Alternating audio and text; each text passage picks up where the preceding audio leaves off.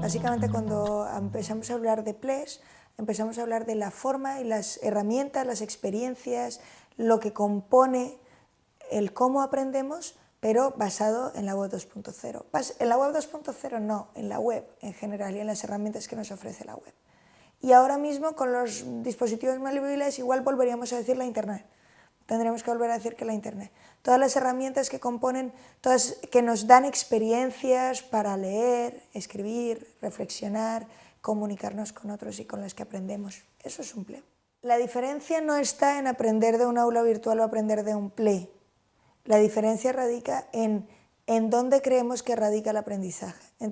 Si entendemos que el aprendizaje radica en las personas y que las personas son quienes manejan su aprendizaje en grande, en muy muy grande, cuando las personas organizan su PLE, dentro de su PLE puede haber un aula virtual y puede haber muchas otras herramientas. La cuestión es cómo la vemos los profesores. Cuando nosotros entendemos que nuestros alumnos solo aprenden dentro de un aula virtual, intentamos colocar en ese aula virtual, a modo de caja o a modo de mochila, todo lo que nuestros alumnos deben aprender. Y cuando entendemos eso, creemos que todo lo que está afuera es atmósfera protegida, como los alimentos que se envasan en atmósfera protegida. O sea, atmósfera protegida y que de fuera no va a llegar nada. Y a veces no llega nada, pero entonces, evidentemente, esa experiencia educativa o de aprendizaje es bastante menos enriquecida. Cuando entendemos que somos solo una parte del aprendizaje y entendemos que es el alumno quien crea su propio PLE, entonces es cuando empezamos a crear entornos enriquecidos de aprendizaje y empezamos, en lugar de darle una mochila para que el alumno aprenda A, empezamos a pensar en darle al alumno oportunidades de aprendizaje que pueda incorporar a su PLE y que le puedan ser útiles más allá de las paredes del aula en términos físicos y en términos temporales. Hasta ahora el rol del alumno o el rol del que aprende era un rol básicamente pasivo. Tengo que encontrar a alguien que me cuente lo que yo necesito saber, aprendérmelo y ser capaz de reproducirlo en el futuro. Pero hoy en día no es así. Hoy en día hay tantas cosas que aprender y tantos sitios de donde aprenderla que la labor del aprendiz es más activa que nunca. Más activa que nunca. Se trata de buscar oportunidades y ver las oportunidades de aprender. Ser capaz de entender el mundo como un sitio lleno de oportunidades de aprender, y eso no es fácil. Eso implica una labor activa y una labor proactiva, a la que no estamos acostumbrados los aprendices tradicionales.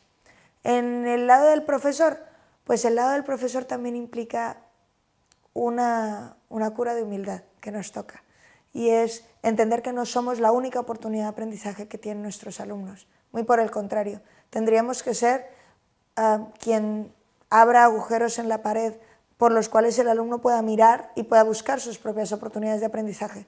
Tenemos el criterio, la experiencia, tenemos el conocimiento para echar una mano y para abrir un mundo de posibilidades y para integrar al alumno en un campo especialista, en el que nosotros ya tenemos algo más de experiencia y tenemos eso, criterio y conocimiento que nos permite hacer más cosas en ese mundo, y nosotros abrimos las puertas seguramente de ese mundo a nuestros alumnos, pero lo cierto es que empezamos a ser un descubridor de oportunidades de aprendizaje, un organizador de oportunidades de aprendizaje, más que un proveedor de conocimiento. La institución superior, como la institución básica, tiene un reto gordo por delante y tiene que ver con dejar de pensar que la educación sucede aquí. En el momento en el que nuestras instituciones se den cuenta que la educación ha dejado de suceder aquí y sucede en todas partes, tendrá como reto principal y como reto mayúsculo integrarse en el aprendizaje de la gente, ofreciéndole algo radicalmente mejor o interesante. Las oportunidades para aprender están ahí fuera, están en todas partes, pero no todos somos igualmente competentes para encontrarlas. Entonces la universidad deberá destacar en ofrecer oportunidades de aprendizaje valiosas y con un valor añadido a lo que puedas encontrar fuera. Ahora bien, claro, cuando hablamos de entorno personal de aprendizaje y de que cada uno se cree sus propias oportunidades de aprender, tropezamos con lo de la certificación, porque claro, a mí un médico que me vaya a operar del corazón y que me diga que es que se ha creado Suplé para aprender a hacer cirugía mayor, pues no lo voy a dejar que me opere del corazón. Y la universidad tendrá que plantearse esas cosas. Tendrá que planteárselo, pero seguramente podemos seguir con modelos de aula virtual. El aula virtual o los modelos cerrados de educación pueden seguir existiendo siempre que tengan claro que tienen que tener ventanas abiertas al exterior, que no es totalmente abierto, necesitamos control y necesitamos datos de lo que hacen nuestros alumnos y de cómo lo hacen. La evaluación por competencias es una evaluación que se hace más necesaria que nunca cuando hablamos de un entorno personal de aprendizaje. El problema es que para evaluar por competencias hay que ser francamente muy competente y es muy difícil evaluar por competencias. Es muy difícil saber qué es lo que yo quiero que mis alumnos sepan a final de curso o que aprendan o que desarrollen durante el curso. Evaluar una experiencia de aprendizaje es mucho más difícil que evaluar una transmisión de contenido. Y ahí hay un reto gravísimo y muy importante. Desde el punto de vista institucional, creo que la institución tiene que empezar a pensar en cómo abrir sus aulas virtuales, aunque sea con pequeñas ventanicas, aunque no sea cerrado, abierto del todo, con pequeñas ventanas a los datos que vienen de fuera, el entender que la experiencia del aprendiz debe ser mucho más amplia y que se valore que sea mucho más amplia, que el hecho de que un alumno lea fuera, aprenda fuera y venga con eso, se valore dentro de la universidad, pero por otro lado también lo que son nuestros mecanismos de evaluación, nuestros mecanismos de dar clase, la flexibilidad de nuestros horarios, la organización de nuestras aulas, la forma en la que un profesor organiza su asignatura y en la que se organizan los cursos tiene que ser mucho más flexible, mucho más interdisciplinar.